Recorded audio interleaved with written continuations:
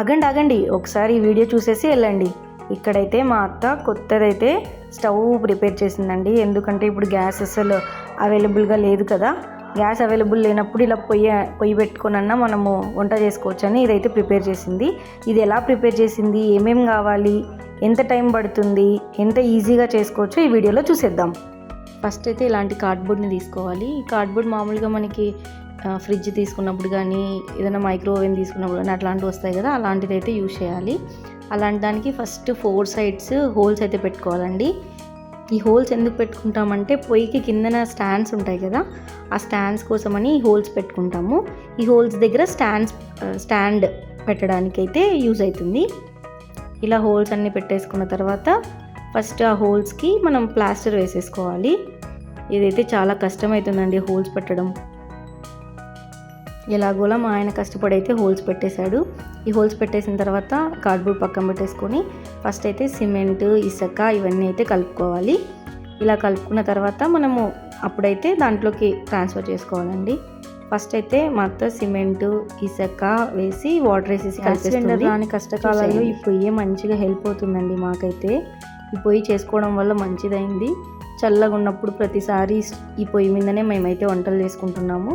కొంచెం త్వరగా కూడా అయిపోతున్నట్టుంది స్టవ్ మీద పెట్టి చేసిన దానికంటే దీని మీద. ఏమంటే కొంచెం ఇబ్బంది అవుతుంది కట్టెలకి, దానికి దీనికి. లేదంటే రుచి కూడా చాలా బాగుంటుంది ఈ పొయ్యి మీద చేసుకుంటుంటే. ఇక్కడైతే కొన్ని వాటర్ ఎక్కువ అయిపోవడం వల్ల మళ్ళీ మా అత్త పక్కకైతే వాటర్ తీసేసి కలుపుతుంది. కొన్ని వాటర్ ఎక్కువ అయిపోయినాయి కదా, కొంచెం థిక్గానే ఉండాలండి ఇది సిమెంట్. ఇదంతా లూజ్గా ఉంటే మళ్ళీ గట్టిగా ఉండదు పొయ్యి అనేది.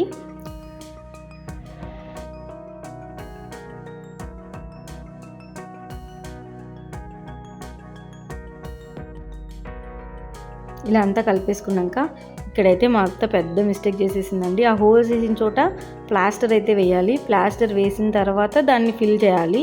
ఫస్ట్ అయితే మా అత్త చూసుకోకుండా వేసేసింది. మళ్ళీ అంతా ఇంకొక పని అంతా తీసి పక్కన పెట్టేసి మళ్ళీ ప్లాస్టర్ వేసి దాంట్లో అయితే ఆ సిమెంట్ అంతా నింపేసింది. ఆ క్లిప్ అయితే మిస్ అయిపోయిందండి నా దగ్గర, అందుకే నెక్స్ట్ క్లిప్ని యాడ్ చేసినాను. అట్లా ఫస్ట్ కిందనంతా ఆ హోల్స్కి ప్లాస్టర్ వేసేసి పైన అంతా ఇట్లా సిమెంట్ నింపుకోవాలి. తర్వాత పైన ఒక థర్మోకోల్ షీట్ పెట్టి దాని మీద ఇట్లా రేకులు అయితే పెడుతున్నానండి. ఎందుకంటే ఇది పొయ్యి నుంచి వచ్చిన యాష్ని అంతా ఇది ఇక్కడ నుంచి కలెక్ట్ అయ్యి కింద పడిపోతుందంట. ఆ స్పేస్లో, ఆ థర్మోకోల్ పెట్టిన స్పేస్లో అయితే కింద పడుతుంది. అక్కడ నుంచి ఈజీగా క్లీన్ చేసుకోవచ్చు అన్నట్టు ఆ ఐడియాతో అయితే కింద థర్మోకోల్ షీట్ పెట్టి దాని మీద ఇనుము లాంటిది పెట్టేసి దాని మీద అంతా సిమెంట్ వేసేస్తుంది మా అత్త. ఇక్కడైతే థర్మోకోల్ షీట్ మీద అయితే సిమెంట్ వేయకూడదండి, పక్కన వేసుకోవాలి. పక్కన వేసుకొని ఆ ఇనుపు దానికి సపోర్టివ్గా పక్కనంతా మనం సిమెంట్ వేసుకోవాలి. అలా పక్కనంతా సిమెంట్ వేసేసుకున్నాక ఫస్ట్ అయితే ఇది చెట్టుకు వస్తాయి కదండి, చెట్లకి మామూలుగా మనం నర్సరీలో చెట్లు తీసుకుంటే వస్తాయి కదా, అలాంటిది అయితే తీసుకుంది మా అత్త ఒకటి. అలా చెట్టు తీసుకొని పక్కన థర్మోకోల్ షీట్ ఇంకొకటి, ఎందుకంటే పొయ్యిలు పెట్టేకి గ్యాప్, పొయ్యిలు కాదండి కట్టెలు పెట్టేకి గ్యాప్, పైన మనకి హోల్ ఉంటుంది కదా దానికోసమని ఇదైతే తీసుకుంది. దీని పక్కనంతా ఇంకా రాళ్ళతో వేసేసి సిమెంట్ వేసేసి నింపేసింది. ఆ పక్కన స్పేస్ అంతా రాళ్ళు వేసేసుకొని ఫస్ట్ నీట్గా, తర్వాత అయితే సిమెంట్ వేసేసి అంతా కవర్ చేసేయాలి. ఆ థర్మోకోల్ షీట్ ఎంత హైట్ ఉంటే అంత హైట్. మనం ఇంకా పెద్ద పెద్ద పొయ్యిలు కూడా చేసుకోవచ్చు అండి. థర్మోకోల్ బాక్స్ని బట్టి మనం సైజ్ చేసుకోవచ్చు. ఇంకా కొంచెం చిన్నది తెచ్చుకుంటే చిన్నగా వస్తుంది, ఇంకొంచెం పెద్దది తెచ్చుకుంటే పెద్దగా పొయ్యి అయితే చేసుకోవచ్చు మనము.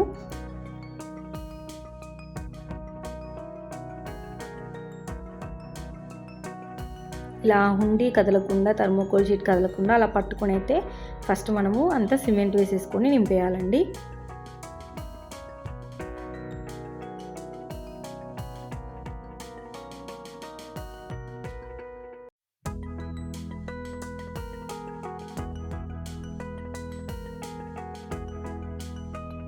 ఇలా వేసేసుకోవాలి. దీనికైతే సిమెంట్ అయితే ఒక 9 kgs అలా పట్టిందండి మా అత్తకి. ఫస్ట్ తెచ్చినదైతే అయిపోయింది, మళ్ళీ ఇంకొంచెం తెచ్చుకుంది మా అత్త. మొత్తం 9 kgs సిమెంట్ అయితే పట్టినట్టుంది. ఫస్ట్ కలిపినది అయిపోవడం వల్ల మళ్ళీ ఇంకొకసారి కలిపేసుకొని మళ్ళీ ఆ గ్యాప్స్ ఉన్నాయి కదా ఇందాక చూసినవి, ఆ గ్యాప్స్ అంతా ఫిల్ చేసేసుకోవాలి.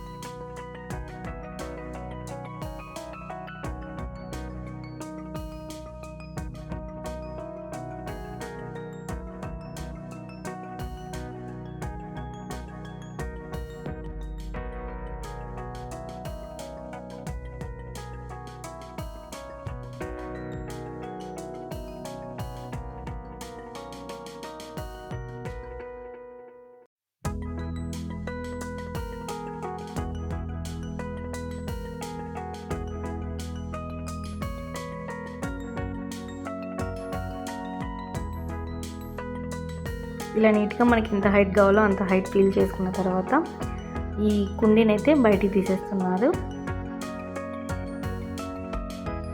అక్కడంతా షేప్స్ ఇచ్చుకోవాలండి నీట్గా.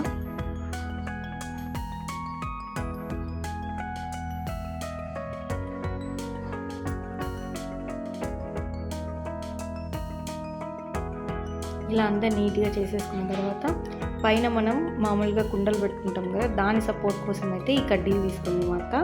ఈ కడ్డీలు పెట్టేసి మళ్ళీ దాని మీద సిమెంట్ అయితే వేసేస్తుంది.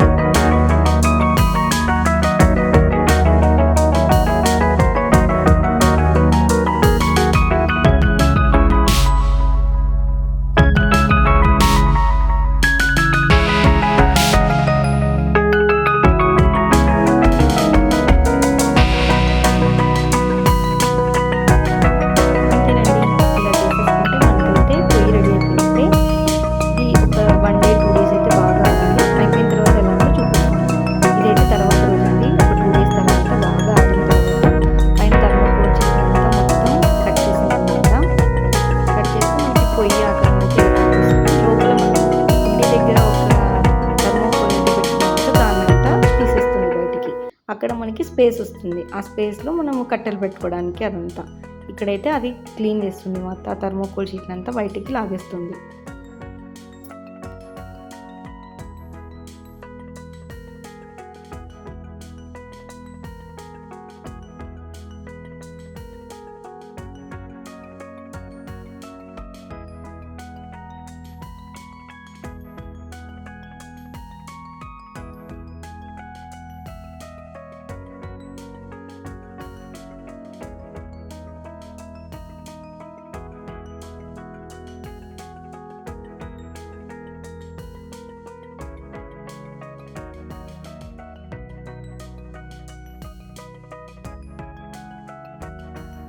ఇలా అంతా తీసేసిన తర్వాత ఇది అయితే స్టవ్ అండి, ఇలా అయితే రెడీ అయిపోయింది. దానికి మా అత్త కలర్ కొట్టేసి దాని మీద ముగ్గులు అయితే వేసేసింది. Thanks for watching. Please subscribe to my channel fun కుటుంబం. Keep watching.